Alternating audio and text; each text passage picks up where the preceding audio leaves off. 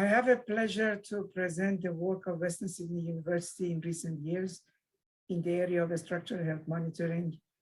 My colleague, Dr. Mario Rashidi, will be helping us to make a presentation with the title of Emerging Technologies and Trends in Digital Twinning of Civil Infrastructure. Western Sydney University has been involved in this area of research for several years. It's one of the focus areas of our center. And we have also a research group by the name of SAM, S-A-H-M, which stands for Structural Assessment and Health Monitoring. And that was recognized by our invitation to participate in a major ARC research hub bid through University of New South Wales under RIS, RIIS, which stands for Resilient Intelligent Infrastructure Systems. And our participation hopefully will make a major difference in this field of research. I'm also pleased to say that ANSHM will be heavily involved with RIS, and we look forward to the opportunities to unify our research community of ANSHM through this opportunity.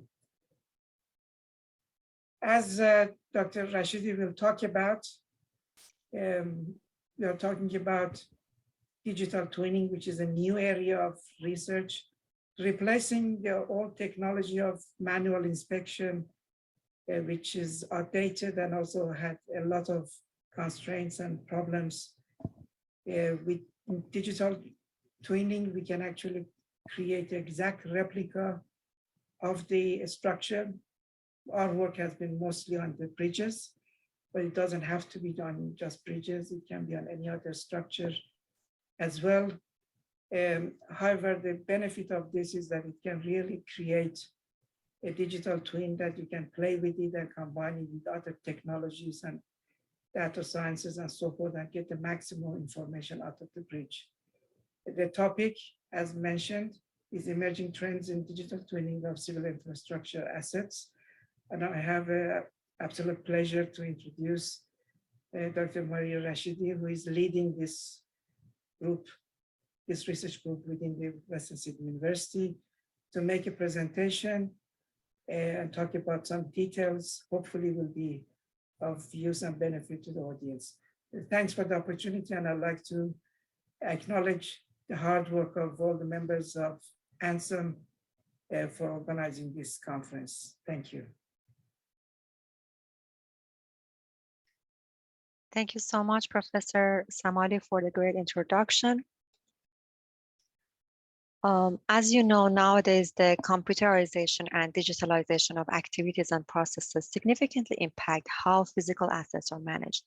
Various technologies, including artificial intelligence, the Internet of Things, building information modeling, digital twins, blockchains, and the like are being utilized to enhance productivity and across several industries. Several economies are therefore confident in utilizing these technologies to enhance their growth and development. For instance, the National Infrastructure Commission reported that AI could aid in getting more from infrastructure and add up to 10% to the global economy by 2030. It had also been highlighted that advances in BEAM have the potential of achieving a 98% reduction in the time taken for updating databases relating to the operation and maintenance phase of a project.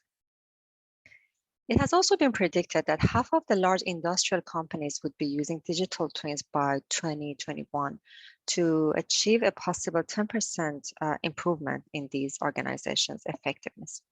So what is digital twin? A digital twin is a digital representation of a physical asset, process, or system which allows us to understand and model its performance. They are continuously updated with data from multiple sources, which is what makes them different from static modeling. According to the recent research by one of my students, the main drivers of actually DT adoption in the infrastructure industries are concept-driven drivers, production-oriented drivers, operational success, and preservation-driven drivers. So in the concept-oriented drivers, basically is mostly related to the design phase, including real-time data visualization, reducing overall design process, enhancing decision-making, sustainability in project design, creation of asset values, social support, and capacity of improving building area. Production-driven drivers, something like optimizing construction process, safety risk management, stakeholder management, prefabrication, and enhancing actually the possibility of prefabrication and effective project management. And operational success drivers basically focus on enhanced environmental monitoring, energy management, continuous monitoring of assets, real-world asset management, developing self-learning capabilities, and enhance operational costs. And at the end, preservation-driven drivers are focused on conserve heritage assets and protecting asset information, preserving cultural heritage, and enhance building retrofit and improving renovation works. So the vision for intelligent infrastructure necessitates 4 major categories addressing decision-making, smart design or construction, automated inspection or monitoring, and predictive modeling. So we have integration, visualization, validation, leading to advanced structural assessment, utilizing Internet of Things, sensors, artificial intelligence, digital twins, and machine learning. The two ends of digital twins, from physics-based modeling to data-driven modeling, have some capabilities and limitations. Like physics-based approach is basically to perform damage detection, for example, or prediction of remaining service life of assets, or what-if simulation. But on the other hand, it might cause some random noise and systematic errors in sensor system response and simplifying assumptions, and, for example, linearity in behavior that creates bias in outputs. In data-driven approach can be used basically for identification of underlying trends, patterns, and correlation with the data sets, and quantification of uncertainties, data fusion, and dimensionality reduction, which means that refers to techniques that reduce the number of input variables in a data set. So more input features often make a predictive modeling task more challenging to model, more generally referred to as the basically cause of the dimensionality. And it's difficult to distinguish between changes of sensor response to changes of basically structure response, and difficult to distinguish between environmental change and structural change. So there are different emerging technologies that nowadays used for data capture and digital twinning. Drones are one of the most popular one. RPA is the term that we use in Australia, remotely piloted aircraft. Is defined as an aircraft flown with no pilot on board. And they're powered by rechargeable batteries. They control either autonomously or with a remote sensing, remote control device. They contain 4 to 8 rotors. They have the ability to use GPS to track location, and they mostly contain fail-safe features such as return to home technology. According to Gartner's hype cycle for new technology, the hype of commercial UAVs has not reached its peak, but it's very close to it. And within the time, we can see the improvement and enhancement in this technology. In order to examine the feasibility and effectiveness of this technology, we initiated a project in collaboration with Transport for New South Wales, digitized 4 different bridges based on different factors like size, type, location, and public contact, limited public contact, which is one of the CASA's requirement. And in order to operate a drone, a few elements are quite necessary: pilot in command, ground control station, value observer, safety link, and communication link.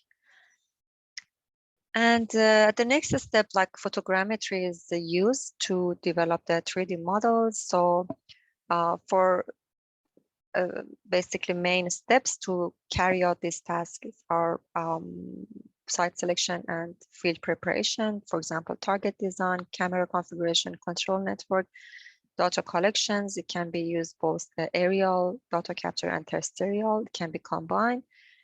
And then once we captured the data, we use some photogrammetry software to develop the 3D model. Once the 3D model is developed, we can basically develop the bridge information model, including the geometrical and bridge assessment related data and decision support system at the next stage. In order to examine the accuracy of this technology, the drone photogrammetry, we just use some measurements in Pitts Ferry Bridge and compared with our photogrammetry models, the result was quite acceptable. With the advantage of using some additional basically improvements, such as R2K, we could obtain up to 10 millimeter accuracy. This is the textured point cloud model of San Albon Bridge. As I said, one of the main applications is the virtual inspection of a bridge or any civil infrastructure asset when there's no access or access is difficult. It can be used as basically for geometrical modeling of the bridges with no as-built, with no drawing, basically. And also for conservation and preservation purposes. And this is the B model of San Albon Bridge. You can see some annotation that can be greatly used for asset management purposes. These are some of our drones. Depends on the application. We can use different types of drones. For example, the Elias one, the one in the cage, is collision tolerant drone with some LED lighting and thermal sensors. It can be used for confined space areas such as tunnels. The blue one, the Skydio one, it has some AI features that can be trained and detect some particular defects such as cracks and corrosion. Falcon 8 Plus has specific features highly suitable for bridge because of the outboard camera, and Phantom 1 is the quite simple one they use for normal data capture.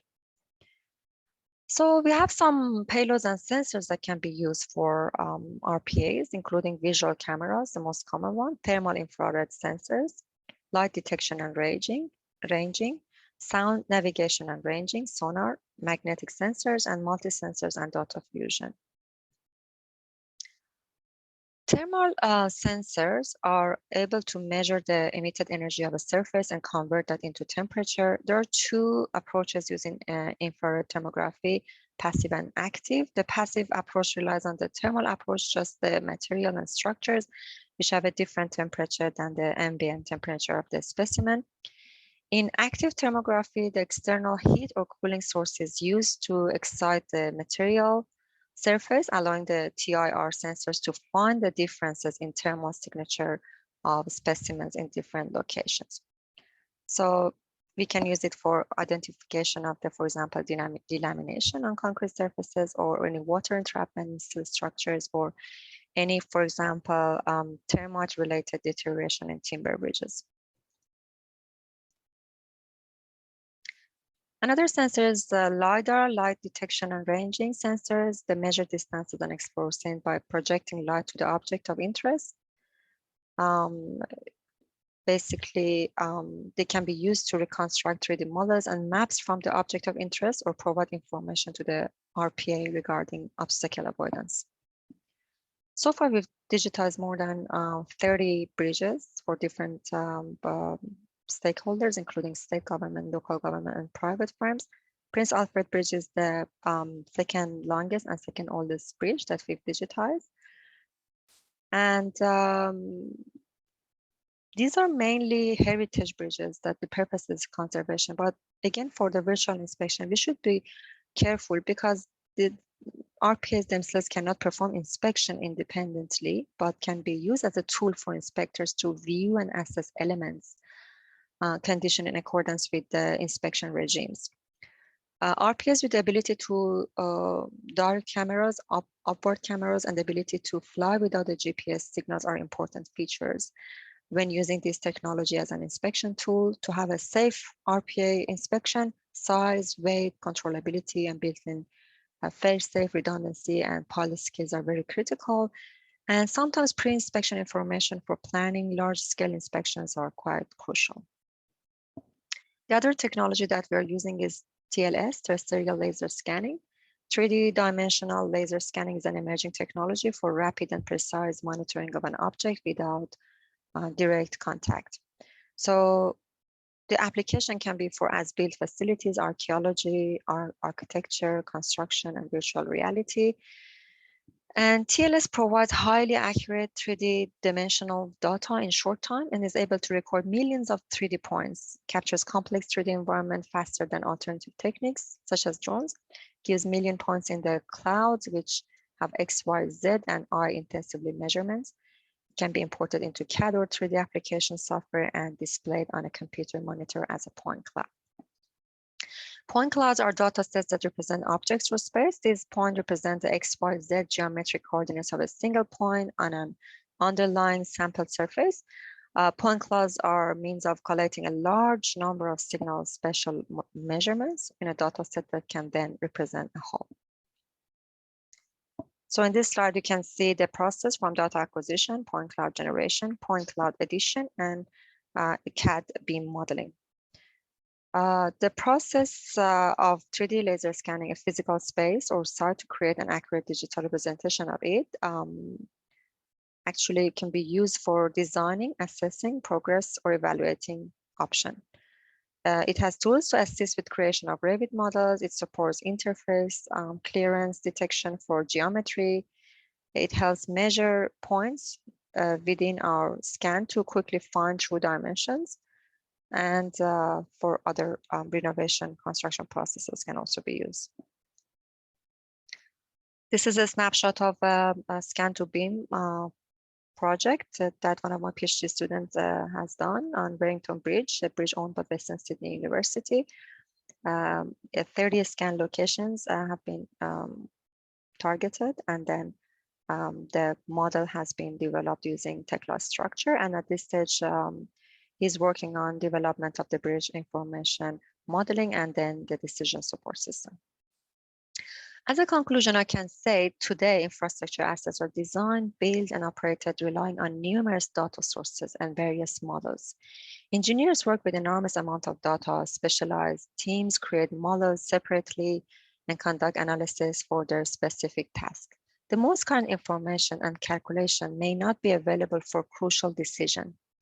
This way of working in silence drives costs and inefficiencies and creates uncertainties and represent a vast amount of time and resources in order to give the engineers a competitive basically view in this tough business environment. That's why the asset owners, engineers must intensively work and look at innovations that would drive efficiency.